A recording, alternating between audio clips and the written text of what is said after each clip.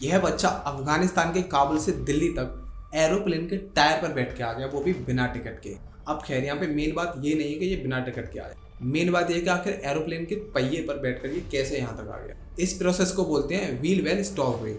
इसका मतलब होता है व्हील का जो कैविटी होता है उसमें बिना टिकट के आना। अब आप सबको पता है कि एरोप्लेन जब टेक ऑफ करता है तो उसके जो पहिए होते हैं वो अंदर एक कैविटी में चले जाते हैं। तो ये जब लैंडिंग गियर पे बैठा होगा तो ये अंदर कैविटी में जाके फिट हो गया होगा। इतना स्पेस तो कैविटी में होता ही है। लेकिन अब आप ध्यान से सोचो, जब प्लेन 32,000 फीट पर उड़ता है तो जैसे जैसे ऊपर जाते हैं ऑक्सीजन का लेवल कम हो जाता है और सांस लेने में भी बहुत दिक्कत होती है। फिर भी ये बच्चा 90 मिनट तक सरवाइव करके आराम से दिल्ली में लैंड कर जाता है, क्योंकि यहाँ पे 90 मिनट का ड्यूरेशन है, वो भी कोई ज़्यादा ड्यूरेशन नहीं है। और जो ऑक्सीजन है उसकी सप्लाई कम होती है, पूरी तरह से कट नहीं होती, और इसी वजह से ये सर्वाइव कर पाए। लेकिन अगर यही फ्लाइट 6 से 7 घंटे की होती तो ऑक्सीजन की कमी से ये मर भी सकता था। तो प्लेन जो है वो बहुत ऊंचाई पे उड़ता है, आप सबको पता होगा। तो जितनी ऊंचाई पर प्लेन उड़ता है उतना ही ज़्यादा प्रेशर कम हो जाता है, और प्रेशर कम होने का मतलब है ऑक्सीजन का लेवल भी कम हो। इतनी ज़्यादा खराब कंडीशन में भी ये सर्वाइव कर पाया, ये सिर्फ फिल्मों में देखने के लिए मिलता है। और इस बच्चे ने ये चीज़ रियल लाइफ में करके दिखा दी। खैर ऐसी चीज़ें रियल लाइफ में नहीं करनी चाहिए।